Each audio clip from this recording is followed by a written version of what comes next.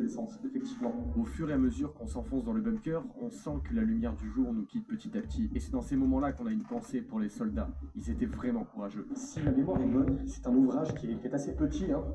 4 blocs. Par là, tu vois, on tombe déjà sur un filtre à charbon. Ça, c'était pour filtrer l'air, si je dis pas de bêtises. Le voilà, il est en super bêta, hein. C'est dingue, hein, quand même, hein. Il est bien conservé, hein. Ok, on entre. Ça y est, on est dans les entrailles. Là, déjà, on a une première cuve. Alors, je vois pas le code couleur. À mon avis, je pense que c'est une cuve d'eau. Normalement, il y a une pastille bleue. Mais là, je la vois pas. Il y a une, deux, trois. Il y a 3 cuves, en fait. Celle-là, c'est la plus petite. Ouais, à mon avis, je pense que c'est énorme.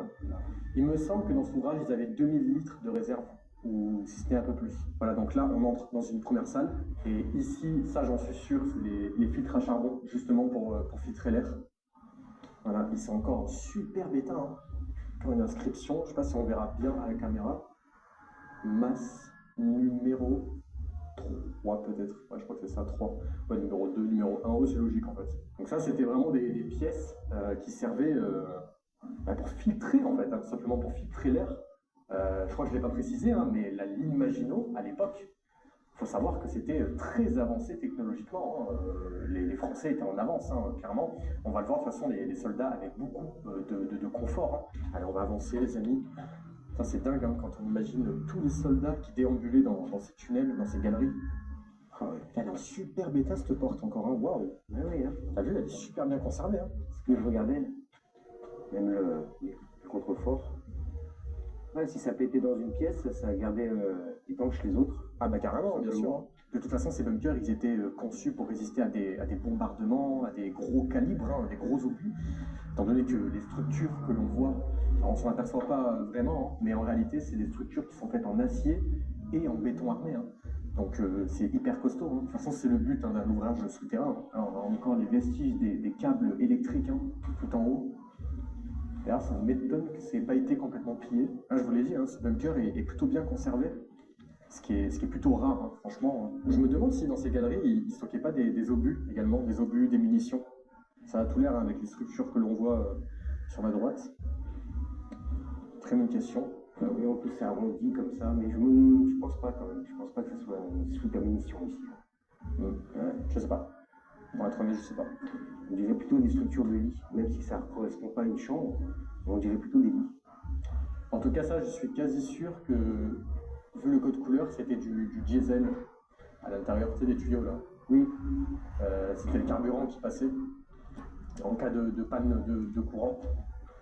Mais oui, parce que c'était relié au civil, il me semble, à l'époque. C'est ça, exactement. En fait, ce bunker, il était relié au réseau électrique civil, ouais. Au départ, et après, s'il y avait une coupure éventuelle ou quoi, ils avaient un relais avec comment dire, de l'essence, enfin, du Oui, du diesel. diesel, c'est ça, avec un moteur 2 cylindres qui est sur place, qu'on va voir après, s'il y est toujours. Oui, on va. Il faut le bouger, celui-là. C'est clair. Ça, par contre, c'est glauque. Ah ouais, ah, ça part loin en vrai. Ah, regarde, de côté. Ouais, c'est vrai. Quel côté on fait d'abord? À gauche ou à droite? À droite. À droite, allez.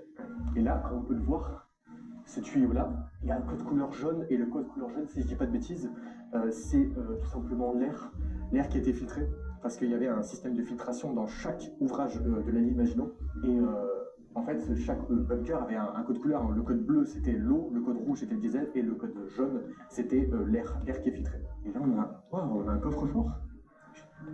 Incroyable. Oui, ce coffre-là, il est incroyable. Tu veux voir? C'est un coffre renforcé, ça, non?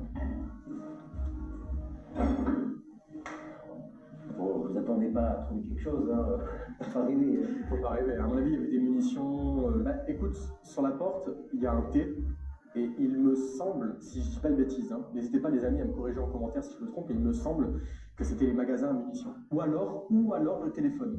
Parce que regarde, il y a le central téléphonique ici. Ah mais quelque part, en fait, c'est logique. Bah oui, c'est logique. Téléphone comme et oui, comme téléphone. T comme téléphone. Bah oui. En fait, oui, je viens de trouver le mystère. J'ai regardé le mystère. Ça, c'était le central téléphonique, j'en suis sûr et certain. Et d'ailleurs, on peut le voir, hein. Normalement, il y avait des câbles en cuivre qui passaient tout le long. Et ben, il y avait le téléphone, en fait, hein. C'est ça. Et tout a été pillé. Ça, par contre, ça ne m'étonne pas du tout, malheureusement, parce que le cuivre, ça peut se revendre. Mais voilà, c'était effectivement la pièce du central téléphonique, quoi. Ils sont encore bons, ces câbles, hein. Et il est immense, ce bunker, en fait, hein. Il y a un numéro sur la porte, 8. Et ça, c'était une chambrée. Ah, il me semble que c'était la... Alors, je suis pas sûr, mais il me semble que c'était la chambre des sous-officiers. Si tu regardes, on a des matricules sur le mur. Oui. Il y a 1, 2, 3 et 4. En fait, il me semble, je suis même quasiment sûr, qu'il y avait 4 sous-officiers dans ce bunker. Donc ça correspond au nombre de sous-officiers, les matricules que l'on voit sur le mur. Donc ça, c'était la chambrée des sous-officiers. Incroyable. On voit encore les vestiges des lampes et tout. Par contre, j'ai l'impression que les ampoules ont été pillées. Pour je ne sais quelle raison, c'est bizarre.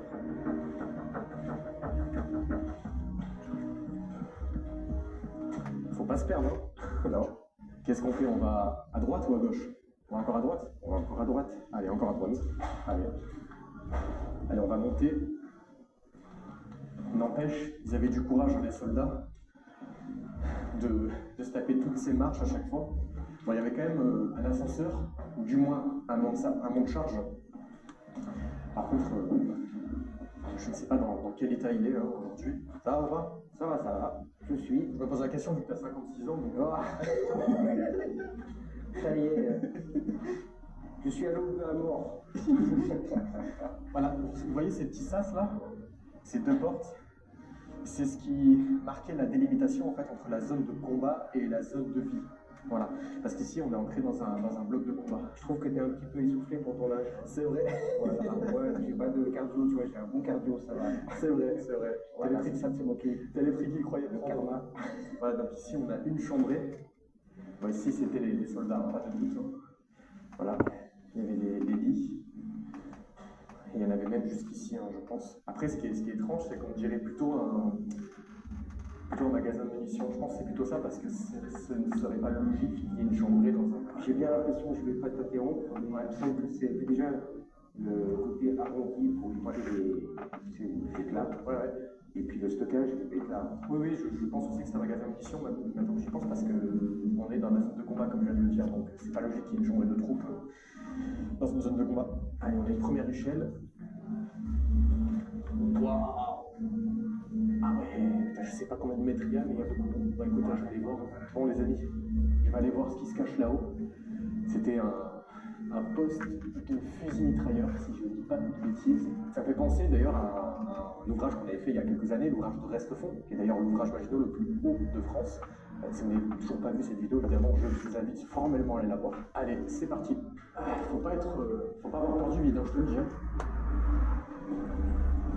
Donc ces échelles, elles sont solides.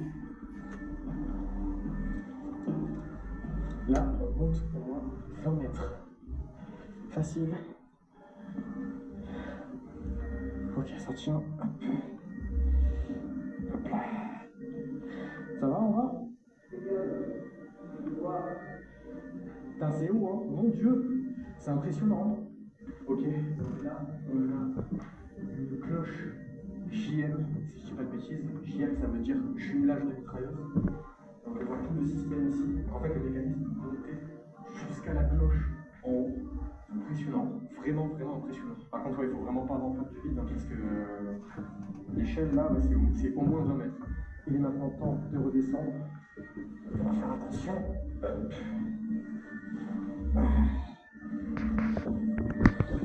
Encore une fois, les amis, on va sentir descendre, c'est super dangereux.